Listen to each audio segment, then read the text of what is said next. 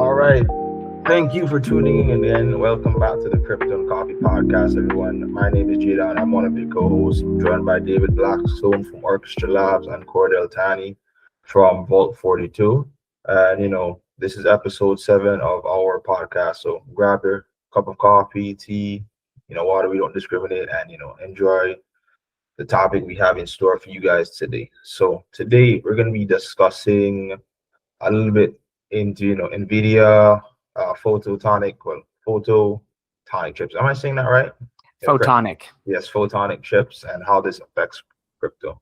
So just a little I guess straightforward definition of what like a photonic chip is. It's basically that a chip that uses light instead of like electricity. For anyone that doesn't know. So, I guess Cordell, David, anyone want to start off in the topic of, where this would affect trading or, stable coins or crypto? We'd probably have to go a little bit more. I don't know. That's a very long question. Like, I've been just trying to figure out how to even answer that question, how it'll affect it. I think, because look, if we think about the advantages of photonic chips, and I don't think we should necessarily make the assumption that everybody out there knows exactly what a photonic chip is, right? I just think at this point, the photonic chips, which will enhance speed and just less loss. There's less signal loss because it's using light instead of electricity. Just the potential for what it can do to speed up computing power in an age where we're constantly hungry for faster computing power and more computing power, and especially when we're at the cusp of quantum computing, well, then it seems like it's a very needed part to help get the next quantum revolution going. But I don't know if we should make the assumption that everybody out there knows what a photonic chip is. I had to do a lot more research before today, but I don't know. David, please. With regards to what they are, it's essentially a light-based chip. Now, with that, you have energy loss, and you have problems with regards to circuit space with electricity, and both of those can be solved by photonic chips. But the biggest improvement is overall in speed, because you don't have the transfer time with electricity that you do with light. You don't have the transfer time loss that you do with electricity. I should phrase it that way. So it ends up being a bit faster. Now, previously, and this isn't something that I found in any of the information, but so I'm assuming that the problem still exists. But previously, the problem with photonic chips was longevity. So you'd have an issue with how long they could stay out. But with quantum computing, since those are generally run by larger groups, then they could potentially just change out the chips every year as new ones come out. China's ability to pump out large amounts of these, because they are the manufacturing base of the world. The US gave that up. China could just pump out large amounts of these new ones every year. And any research facility running quantum computing can just pull out the new ones and have someone there to essentially change out the old chips for the new ones.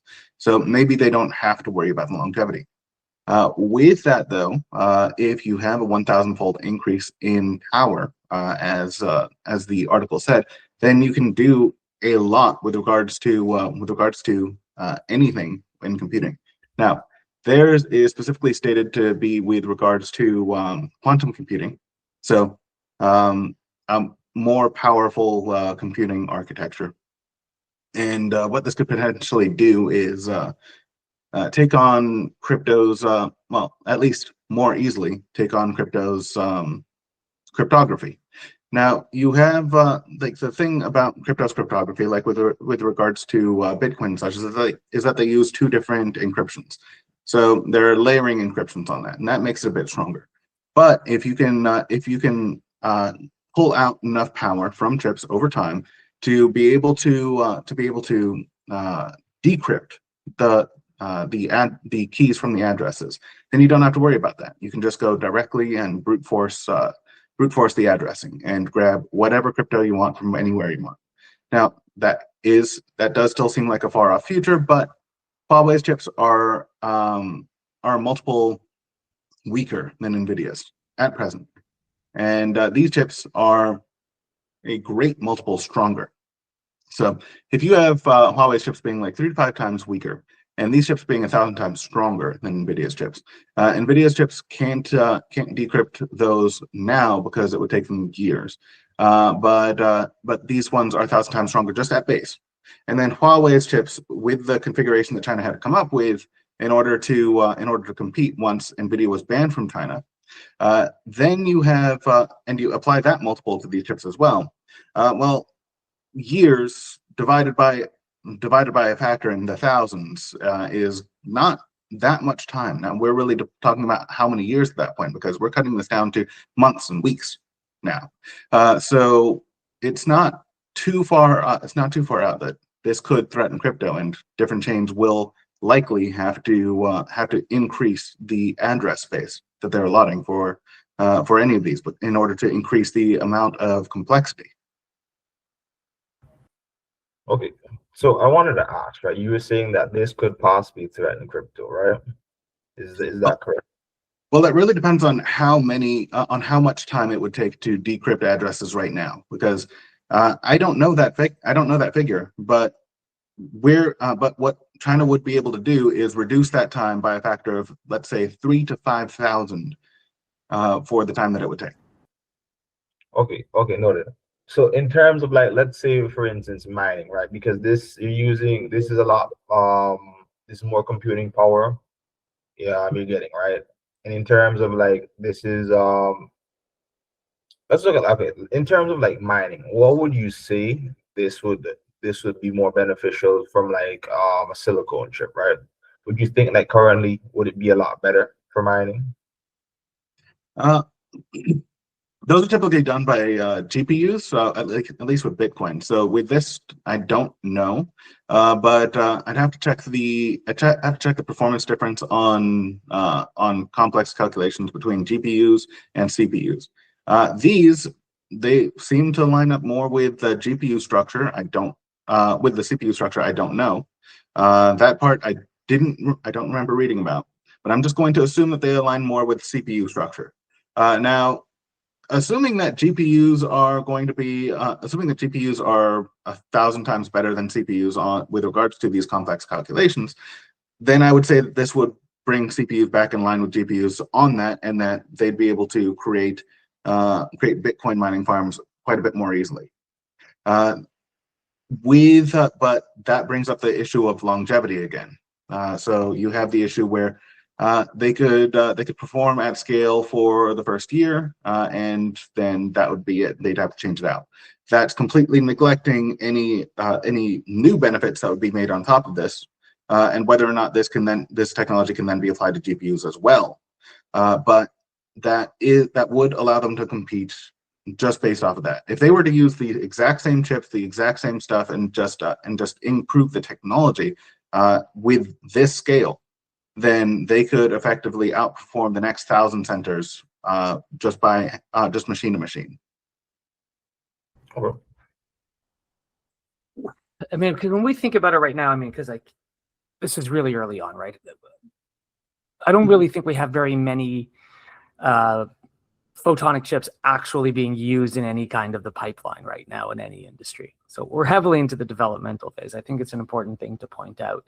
So why don't we talk a little bit about, where the state of this industry is right now? Like, who are the players? Who's building it? What are the challenges? So this is really what I think is like, because it's easy for us to sit here and talk about it, because we can even talk about quantum computing, which has got so much attention, but there's no real quantum computers actually out there being used in anything because we're not there yet. So I think why don't we talk a little bit about, where the industry is right now, who the players are, what challenges I think there are before we actually would see this come out. So let's start with that. So NVIDIA, we know that NVIDIA is like the monster of the whole chip, the whole everything like that. Do we see NVIDIA as being the leader right now in photonic chips? Is this like the main company that's driving this kind of research? I don't think so. NVIDIA has its offerings; they're pretty good, but they were disallowed from China by the U.S. China had to come up with a way to compete. They did. And then they also came out with this, which is going to outcompete for the next like once it releases within the next 3 to 5 years, which was pretty much the expectation for China beating NVIDIA. So in the future, yeah, China's going to beat NVIDIA. They can't now, but they can compete. And NVIDIA lost its entire market share overnight once China decided, all right, well, we're not going to take these anymore. We're only going to use these ones. And that has continued. Trump allowed China to take NVIDIA chips. I think it was a specific model, but I could be wrong there. It could be the entire suite. But China said no. China said no, we're not taking them, and that could be due to security reasons. That could be just because they don't need them anymore. Either way, they're able to compete, and so NVIDIA cannot own the space anymore. NVIDIA basically put all of its chips onto not the chips that it's making. Like if this was a poker game, they'd be putting all of their chips on AI, and they're placing all of their bets into that one space. And that's not just propped up by the chips, but also by fraud.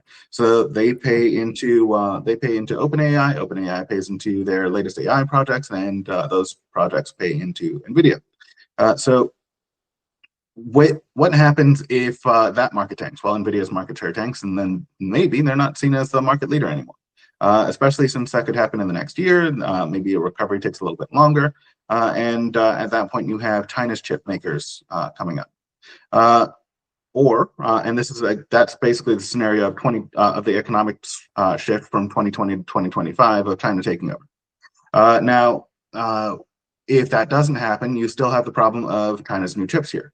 So with quantum computing and the potential use case of AI, and China's AIs are already with inferior chips performing at a cheaper level and similar output to American AIs, and this is with all the money that's being poured into American AI, and the vast difference in computing power between NVIDIA's chips and Huawei's. So you have that lead that can basically be taken over by these chips. You have the software development capabilities of AI and the amplification that it can do there. Like with current AI, it's like a 3 to 5 times boost on any developer. You have that which can be applied to Chinese developers, and Chinese developers are the ones that get hired by American companies for AI in the first place. So you have a lot of places where China can just move forward on this stuff, and those developers don't just work for software jobs; they work on hardware jobs as well. So that can then amplify the rate of movement for these chips. And all of these things compound themselves because no part of the economy is siloed. All these things compound themselves into the other areas of development, which means that they're going to affect crypto as well. As people get better in one area, those people are going to filter out. They're going to make things better elsewhere. As the technology gets better in one area, it's going to filter out and it's going to make things better in the other areas as well. So you do have a system here where while right now they can compete, which already puts NVIDIA into a questionable territory. Over time, they're going to outcompete, which means that NVIDIA is going to be second. Yeah, I think the other thing that I think is important when we're discussing about the photonic chips is that, the ones that are just based on light photonic chips, I don't think there's really a threat on the encryption side from that. It's just a faster processor. I think the threat's really going to come if you start combining it with the quantum computing, right? Where the quantum computer has the ability now to break all of these encryptions. So when you're talking about China and the chips, I remember they came out with one. Was it the Tai Chi chip? What was it called? Do you know which chip I'm talking about? The one the first one that they came out that demonstrated that they started using it for their AI supercomputers. Have you heard about this one? I remember it started with a T, but I don't remember. Yeah, and it was called the Tai Chi.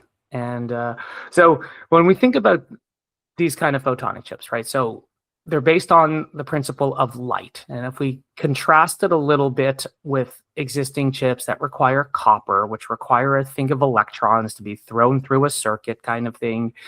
All right, so the photonic chips don't have the issue where they're going to need the latency. So you'll have a better, low latency because they're going to be able to, the waves, the light waves will just flow through this thing. So that's one comparison that I see with it. But they're also going to be pretty sensitive, to heat, as I understood it. Like that's one of the big weaknesses of the photonic chips is that they're very sensitive to heat. Whereas like chips today give off a lot of heat. We all know that. You can feel where your laptop is sitting on a desk and feel how hot that desk gets.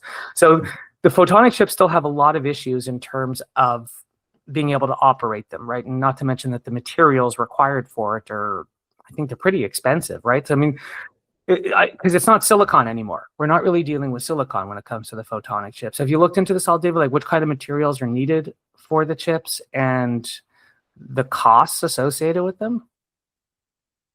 I've not, no. Though I don't think that China would be too worried about the cost. Well, China makes materials, so I don't think they're going to be too worried there either. But I don't think they're going to be worried about the cost. Now, they don't throw as much as America does at its companies. Like it's like a tenth less when you look at investors. But like if their companies need money, their government has shown it's completely willing to give money to make China better. So I wouldn't worry about that there. But on materials, yeah, sure. If there are certain materials that this has to use that are going to be a little bit weaker against heat, then you're going to have to bump up. The cooling system significantly. But it's a problem. Technology always has its issues. One thing though, outside of this, that I will say, like with quantum computing and how it operates with. I don't think we mentioned this part. It operates by going over a large set of probabilities and applying those to the problem.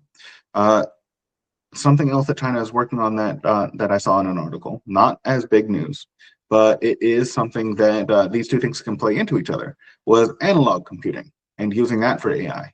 So that way it's not as rigid. And they can operate in a little bit more of a human-like fashion. So that's something that could be interesting as well. Oh, that's interesting.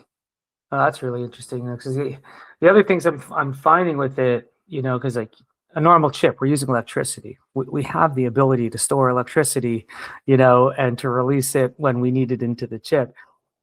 How do we store light?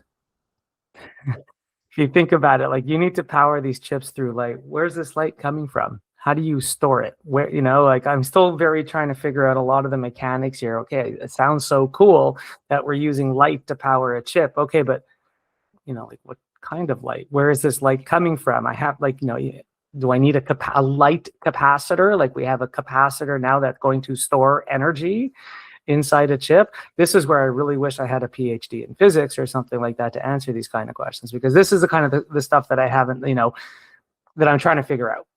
Because when you think about all of these questions and what's going to go into this chip, well, now you're going to start thinking about all of the companies that are building the materials and where are all of the potential investment opportunities, right? So I'm trying to think of the entire infrastructure that's going to go into this, and then make it even more downstream how it's going to integrate with quantum computing.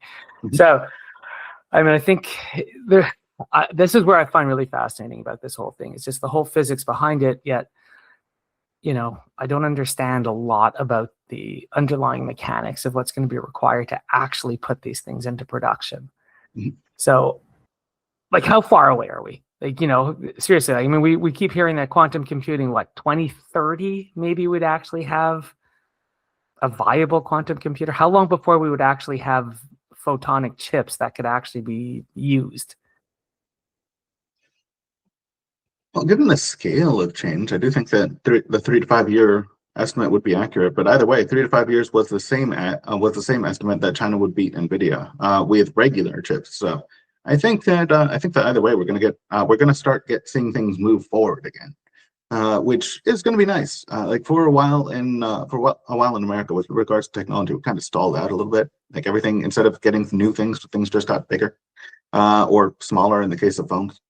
Well, a bit smaller than bigger, but we've got a chance for things to actually start moving again. Now, with regards to new technologies that this might release, like light capacitors and such, like you can apply, you can have people apply to work on those and start applying their theories and principles to those, like in the same way that you could hold electricity. I'm pretty sure you can hold light just through some application or another.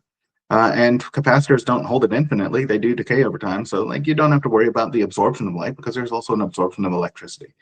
So, like, you're not going to have to worry too much. Like, with regards to these problems, people are going to solve them. And then once those things get solved and they get put out into the economy, assuming that they're either good enough that the government wants to apply them to some place, or cost effective enough that businesses want to apply them to some place. So we're going to see those come out, or we're going to see other technologies that move things forward come out. You've got different things that are coming out of China right now, such as robotics. We've gotten Elon's robotics over here, which he had to case by saying, like, oh yeah, we've got this demo of the robots now, which was like 2 years ago, where part of the structure is going to be supported by external operators. So basically, like, he doesn't have to say how much, and it's basically most of it. So they're just remote piloted. Now, with regards to China's, our bots are still moving like they're doing the robot dance. Theirs, they had to literally cut a leg off so that there wasn't a human inside. So, and with their AI operating at very similar levels to ours, once you add a boost to processing power on that, I think that we can start getting new things, and that's going to greatly amplify where we go. Wow. I don't know. I find it, when I put on the list of technologies that I'd like to see developed over the next 5 years, this is definitely up there. I think the whole quantum computing revolution is definitely at the top of my list for the technologies that I want to see come out. Again, yeah, we got to worry about, the existential threat to crypto that's going to come from quantum computing, and especially from quantum photonic chips. I don't know, like, if I were to ask you, both of you guys, like, if you had to name the top 3 technologies that you would like to see developed or you would like to see come out, have you ever thought of, like, what would be the top 3 technologies that you absolutely think is a must for humanity of where we are right now? Well, if I had to start off, I can't say top 3, but I can say AI right now is a double-edged sword, depending on how you use it or train it, right? But other than that, I think probably decentralized finance could be a next stage into, like, a financial system, how we process transactions, stuff like that. Other than that, I would have to, like, think of another answer. But let me give the floor to David and think of, like, one more. All right. It's fun being thrown on the spot like that, isn't it? Makes you think. Yes, it is. Yes, it is. Because I've got my list. Go ahead, David. Technologies. Well, it really depends on how granular you want to get on these. Medical technologies would be up there because we've got Japan recently released a way to regrow teeth, which reopens a lot of potential there. So you don't have to have people flying over to Turkey to get those things done. You can instead regrow. You don't have to get fillings. You can regrow the teeth that you're supposed to have.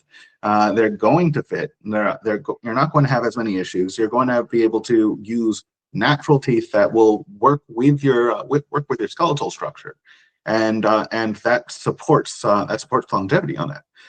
With one of the problems that we've got with current technologies is that as you bite over time, it doesn't apply the force in the same way, so you get degradation within the bone.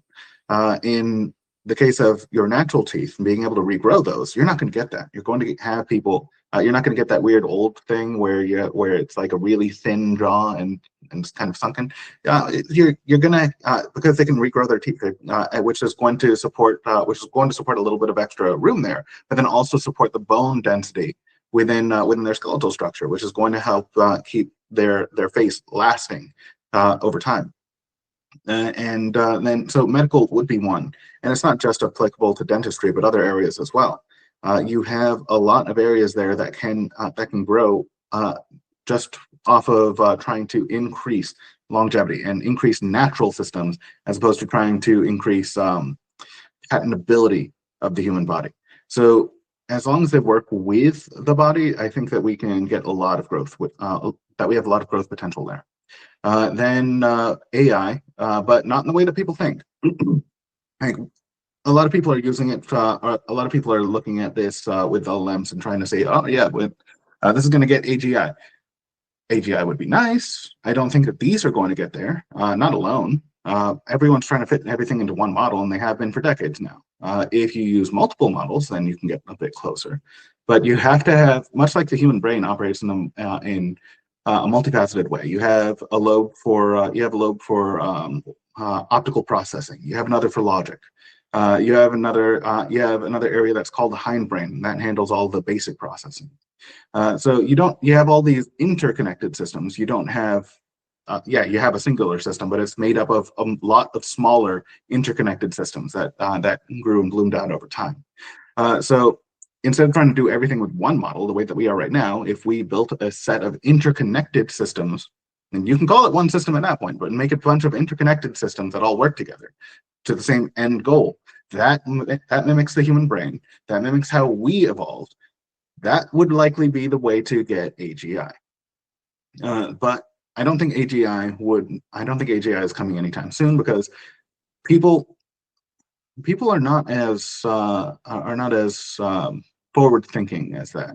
They're not going to think, okay, well, this format isn't working, let's try another format. That what they're going to think is, okay, this one isn't working, why don't we put more power into it? Or why don't we try adding this to it as well?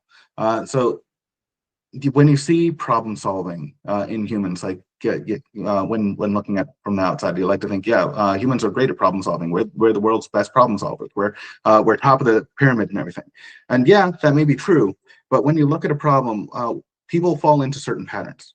Like one person is very hard to predict. People as a whole are very easy. That whole thing. So when you have people trying to solve problems, what they end up doing is adding on to the problem, not subtracting from it. So in this case, what I'm proposing with regards to AGI is you subtract from the problem. You limit the problem space for each model. You have it work on that area, and you have a larger model and you have a larger interconnected set of models that work on everything together as a whole, much like the human brain. So it would be trying to subtract from the problem, not add on to it, which is not something that people are naturally inclined to do, which is going to have that be pushed off into the future a bit. But with regards to AI as it is right now, and the potential that it can do right now, as we get better integrations and as we get better models on the AI, better performance on them, less, I don't remember what it's called, but less of the making up of information, then we're going to have greater output with regards to developers. Which means new technology, which means new applications of technology, new improvements within technology that we have. And a lot of these things can be moved forward very, very quickly off of that, because with any developer, it's roughly a 3 to 5 times increase in output on their work, which is very big. It's like hiring a full team of developers anytime you hire one. Now, what a lot of companies heard from that is, oh, so we can fire everyone. Rather than that, how about you keep the same people and you operate like you're a company 3 to 5 times bigger? Now you can work on more areas. You can work on all those little problems that you had building up over time, and you can actually get those solved, and then start working on new areas and expand the business. But the business leaders that we have right now, they're more focused on saving money rather than growing the company. Oh well. Yeah. But so medical technologies, AI, and I would say robotics. We've got a lot of areas. Within human life that could be improved by putting robots into those areas. So as long as you can move people around, like let's assume that we had a perfect society, you could move everyone around, you could retrain them, everyone would be able to retrain and move into a new area. Well, now with robotics, you can take all the dangerous jobs and you can stick robots in there. So you can have humans keep their limbs, you can have humans keep their lungs, you can have humans move over into safer areas where their body's going to hold up over time, and you can stick robots into the dangerous stuff. That would greatly improve human life over time, and as well as all the boring jobs, the one that kill your soul over time. Like throw robots into there and have humans retrain into new areas. Now, with AI and robotics, you're going to have a large rise, as we've seen, in entertainment, because anytime human desires are infinite, as anytime that we have technology take over one area and amplify the ability of humans within that area, what you end up getting is growth within a new area. What we've seen is growth within factories, people moving away from farms. Like, well, at that time, no one could really imagine that instead of growing food, your job would be turning a knob on a wrench or fitting two pieces together, and that's it. Like that's the Ford factory model. You've got everyone doing one thing, just that one thing, and that moves forward. No one could have imagined that. And now we have people who their entire job is talking about the news or talking about the latest entertainment, and no one could have imagined that 100 years ago. So human desires are infinite.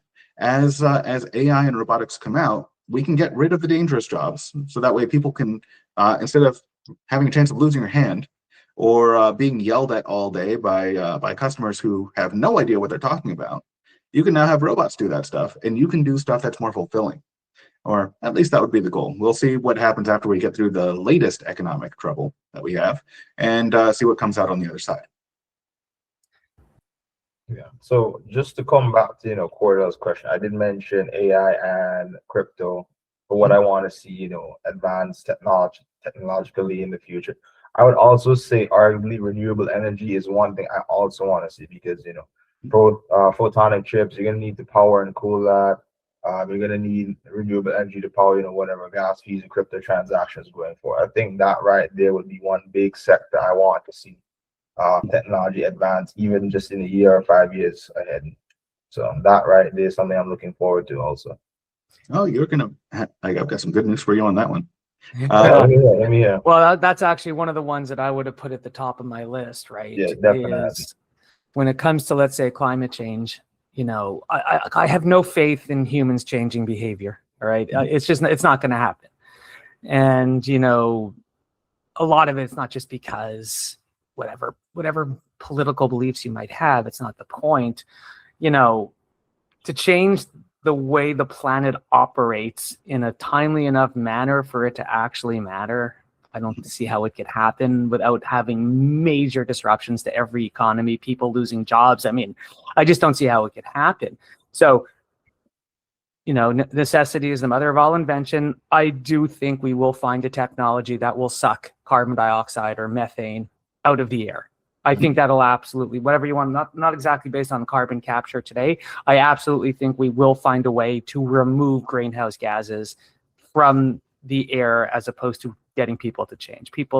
We're not going to change. Let's face it, right? We're all, humans seem to be very narcissistic or whatever in nature. So that would be my number one up there, is just some kind of greenhouse gas trapping technology that will be able to suck it out and like lock it up as a sink somewhere.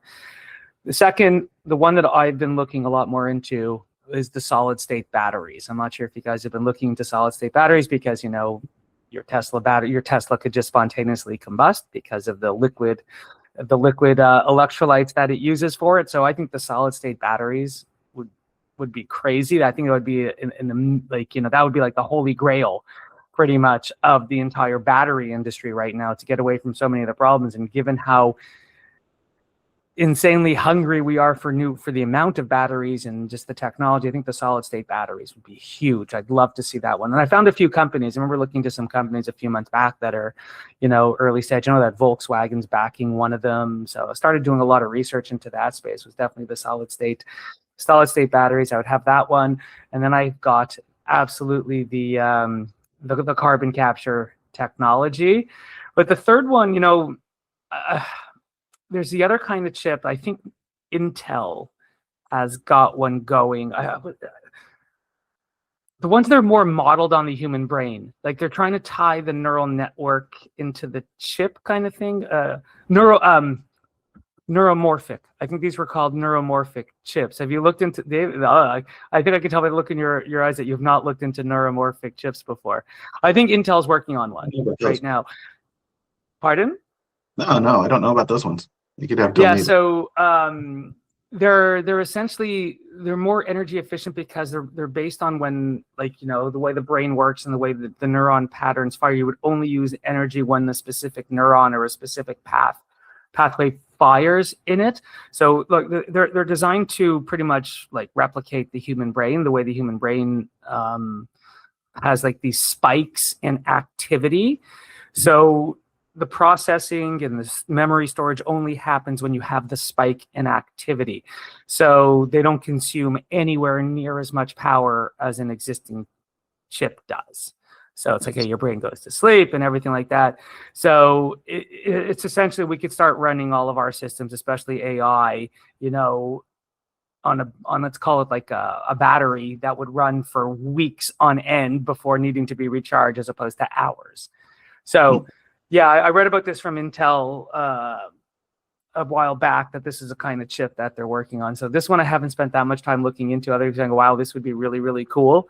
But I don't know much else about it. So that would be one of the technologies that's at the top of my thing. Like, you know, the more I look into, like, you know, modeling things on the human brain, which I don't necessarily think is a great idea, but, you know, I think humans have proven to be somewhat fallible. So anyways, that's just on my list as well. It's just the chips, the more neuromorphic chips that are more modeled on the human brain. Yeah, so these seem like neural networks applied to hardware. And neural networks pushed artificial intelligence forward quite a bit, so that could be good.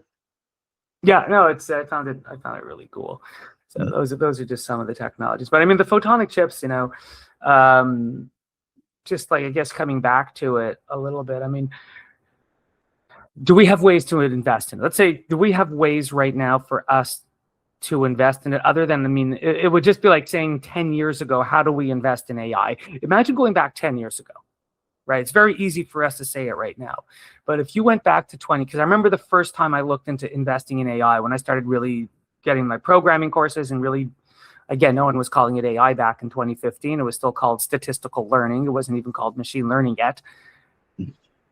How could we have invested in AI 10 years ago? Think about it. Like, what would have been the ways that you could have invested into AI? Let's say you had a feeling all of this was coming. Right? The only way you really had to invest in it was probably NVIDIA. Oh, there was also, well, yeah, and NVIDIA would have been best. I was in, like, I never really like investing in the one that spikes. I like investing in a second runner. Yes. But like we've, so Broadcom was a nice one that I always like to run to, because it's been very, very stable, much more stable than a lot of others, and they give dividends. But I've owned Broadcom since 2017, so yeah, I've done well. Nice run, right? Yeah. So like that, like they're there, but like Huawei has been a good one. Like, they're basically invested in every aspect of Chinese growth. So like, you'd have been investing in all of China for however long since you bought that one. You've got is Tencent offered? Well, no, it's not. Well, about 10 years ago, though, because you're looking at it backwards now. You're looking at it knowing what's done well. Oh, no. It's like with the past 5 years and a little bit more. So you could have said that, yeah, the U.S. is declining, and they're pushing all the manufacturing over to China. You could have argued with that. Now, no one liked Chinese tech, but no one liked Japanese tech before that. And what ended up turning into something that's known to be good, Japanese tech. Same for American tech before that, and then America became the manufacturing powerhouse of the world.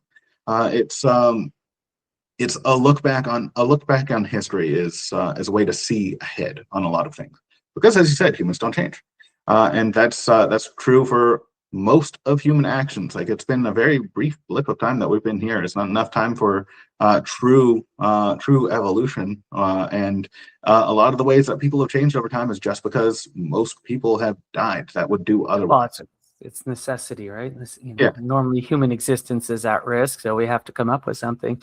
The because when I look back 10 years ago, because I remember looking into it and we're saying, okay, how do we play AI? How do we play AI? And like everything just came back to NVIDIA because it came down to the discussion of GPUs being needed to power it. There weren't very many startups. There was no like, you couldn't have said, let's pick Palantir or picked on something, something that's building an AI technology back then, because there wasn't really anyone building a pure play AI technology. Yeah. So the reason why I'm bringing this up is because like if we wanted to invest in photonic chips today, how would we do it?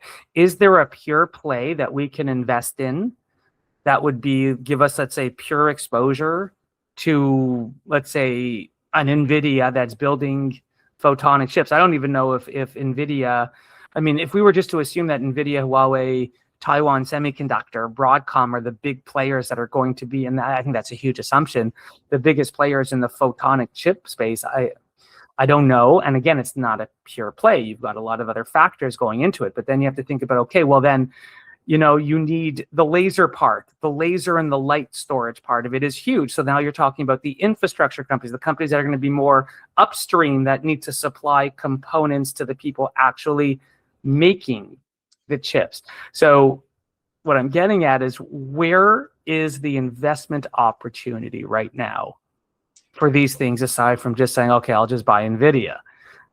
Like back in 2017 with AI, I'll just buy NVIDIA. If I wanted to invest in photonic chips today, where would I go? I don't know about that, but I do know Tencent, and you can invest in Tencent, and they're invested in, like I said, every part of China, which will include this. So like you can always throw in on with them. Outside of that, I don't know, because America doesn't have it, and with American political issues with China, in the same way that they had with Russia, if they feel there's a threat, they'll likely just remove those stocks.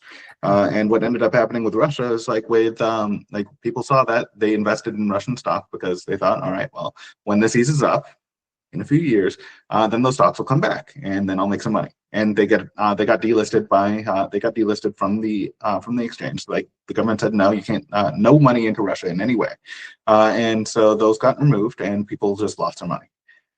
The same can happen to any Chinese company. So like investing over here, like you can through Tencent. It's not direct, but it's an indirect method. But you still run the risk of what happens if the government decides I shouldn't be able to invest here. If you can get into the Chinese market, though, then you'll have some more options, maybe the Singaporean one.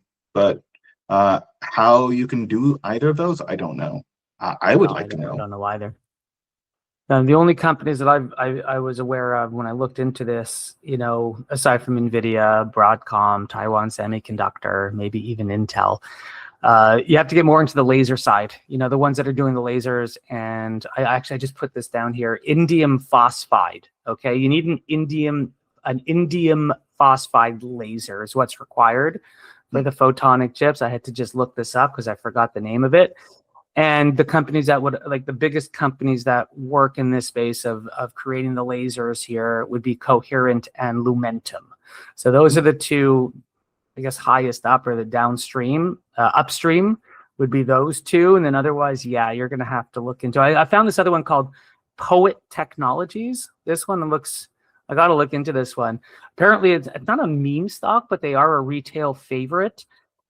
They have what's called, they're building the technology that allows you to connect the lasers, the light to the chips. So this is the most direct pure play that I found, but it's crazy risky. And I think it's also got kind of like meme stock status here and there. So that's always a risk. Anyways, I'm going to be exploring a lot more on the photonic chips, like, investment opportunities, although I have a feeling it's going to be very heavily combined with the quantum computing space, given to how related they are and, why you need the photonic chips, especially quantum photonic chips. I still think that, if people want to invest in it, you're probably still going to likely go the quantum computing route and just buy the quantum computing ETF or something like that. But I'm going to be on the lookout for all of these opportunities now for the photonic chips. And definitely the neuromorphic chips is something that I want to try and find a way to invest in other than Intel. That's me. Yeah, Intel has not been the the most reliable stock, I'd say. So if another option to invest in that comes along, I'd probably choose that one. You know what, though? One thing I will say about that, they are on a major turnaround right now. Like, so, one of the most reliable investment strategies out there is momentum. Momentum is one of the most tried, tested, and true investment strategies that pretty much all professional investors will use, essentially saying yesterday's winners will continue to be today's winners. So, and then it just matters how do you define yesterday and all that. So one of the typical ways is you just say, all right, find me, just take the previous 12 months. At the end of every month, calculate the 12-month return of every stock out there, and then buy the top 5. Intel is about to push back into the top 10 on 12-month returns. All right. Nice. So I wouldn't be surprised if over the next 3 months, you start seeing major buying of Intel stock by a lot of professional money managers that are seeing the momentum building.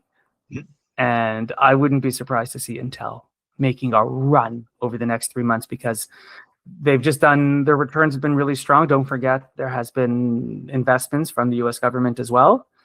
Right. So, yeah, if you're talking about finding the second best one or finding the one that no one's really talking about, Intel has been on a tear.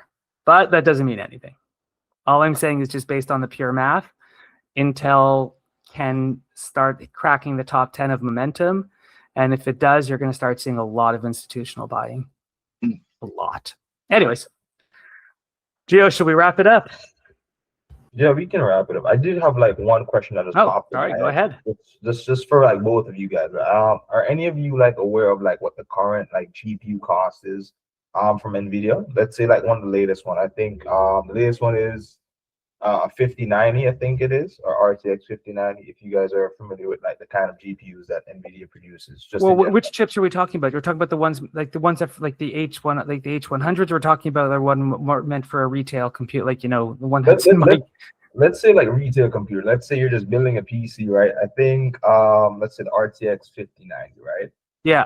That goes for about, if I'm not mistaken, I was building a PC a while back. I think it's 2,500 for the latest GPU, right? That sounds right. Yeah. What do you think would be the cost or the estimated cost of the release of a Photon one? Yeah. At this point, just a rough estimate. That was the question that just popped in my head. I mean, if you're going to try and buy a Photon chip to power your computer, first off, why would you need it? Would be my first thing to say. But I don't think you could even put an estimate on it now, but just because of how we don't have these things really available. So it would all come down to supply and demand. Now, some of the components are going to be crazy expensive. Yeah. So just getting that whole laser thing working for it. I mean, I would think about the first time any new technology has come out, how, the first cell phones, the first everything, it's just all based on how expensive it is to make. And the first chips are going to be crazy expensive to make until they figure out a way to scale it up, find cheaper materials, just like you do with every other technology. But I would say easily you're looking at, my guess would be a $10,000 charge just for that right away. And that's really just pulling a number out of my bum, but we're not there yet. David, would you have an estimate? Yeah. I have no idea on price. Yeah. No idea. I've not even bought parts for my own personal computer. I'm not. I've seen other people who've done that. I did think about doing it myself. I've not even done that, so I have no idea on price. Well, you know what? Another way that I would look at, imagine if I had to buy a new laptop tomorrow, right? And I really, I've got a Dell G15, so I've got a good GPU. I think the mistake I did when I got this, right, 3 years ago, I didn't get enough RAM. It wasn't the chip or anything. It was the RAM. I should not have just got 16 megs. I probably should have got 32, if not 64 megs of RAM. That was a mistake. So, I'm doing AI like crazy. I'm building all of these things, right? So I better get a GPU. Of course, the kind of AI that I'm doing, which is more finance-based, I'm not doing image recognition. I'm not doing anything crazy like that. In reality, I think I've actually run the CUDA, the NVIDIA CUDA, maybe a handful of times since I got the the laptop. And now with all, like, if I need to run something that intense where I need a GPU, I'm just going to use Google Colab. And if I have to pay for it, so I'll rent some credits or whatever and just run everything through the GPU there. So if I had to buy a new computer tomorrow, I'm questioning, if I'm going to put money into hardware, I'm putting the hardware like into the RAM more than anything. Like I definitely wouldn't get an integrated chip. I would absolutely get a GPU, but I don't know if I'd want to spend the money on a top of the line GPU for my laptop. I just don't think it's needed anymore, given the cloud solutions that you have on demand, right? So, but that's me. I definitely love having this high quality. I mean, look, if you're going to do what we do, you need to invest in hardware. It's that simple, right? You're not going to be spending $1,000 on an integrated Intel Iris chip or whatever they're called. You're not going to do it. But I think unless you're a gamer, I don't think it's really necessary to have these things. I'm just getting back to your question there, Gio, like if I can find it on a cloud-based platform, I'm more likely than not just to use it there. And that's understandable. Well, hardware is everything. If you're gonna go above and beyond when you're trading AI, but there also are solutions online for that stuff. Well, what kind of laptop do you? I'm kind of curious. What do you guys use? What's yours? Well, I have an i5 core Intel. I had this for years. I call this old reliable at this point. Nothing wrong with that. What do you have, Dave?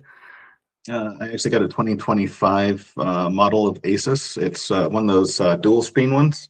Works very well for work with the third screen that I plug into it. That's I'd get more if I could, just so I could have all these different things that I work on at the same time, like all these different pieces of information just available instead of having to tab through them.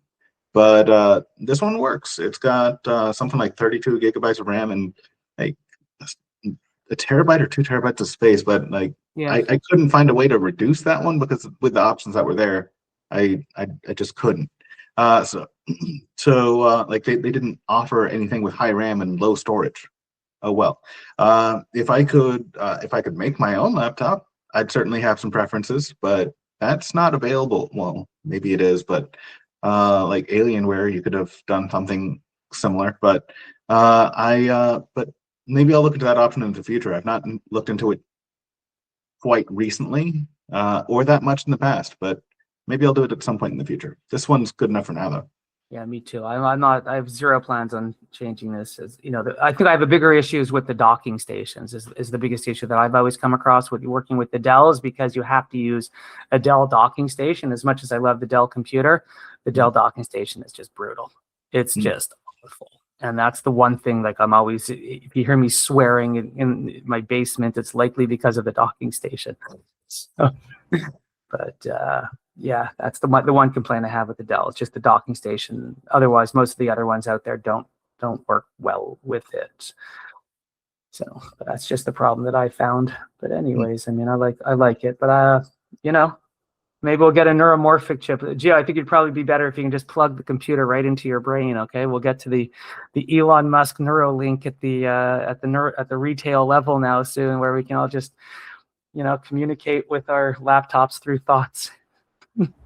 Yeah, worst comes to worst, you probably get like a blue screen at some point. You're thinking have too much thoughts or whatever. We'll get there. That is not the future I'm hoping for. They're gonna get a bunch of ads, and then they're gonna turn it off whenever you think too much. No, that's not gonna be good. Yeah, bad idea. Well, let's end things off here. This was a nice addition to the episode 7. Nice thought that we had. So this is in episode 7. We talked about NVIDIA photonic chips. What was that chip from Intel you had said? Cordell, I need to research that. Oh, the neuromorphic. Yes, neuromorphic. I actually need to do some research on that. Never heard of that before. Yeah, I want to. That's something I got to look. I've been meaning to try and find a way to invest, and I think Intel might be the best way for it. But I don't remember the name of the actual chip that they came out with. But it's designed more for robotics, where like the robot can actually smell. I think the robot was able to smell stuff, and more like a biological nose. So the way the chip would work, it would spike when it detected the odor, so then it would spike and only use power. I think that's what I remember from it. But that's when I was reading about that symbol. That's really cool because now it's responding more to analog, kind of stimuli and then translating it through a human brain mechanism. But anyways, don't need to get back into it right now. So. Yeah, let's end off today. This was episode 7 of the Krypton Coffee podcast, and see you guys for episode 8. Thank you very much, everyone. Have a great week.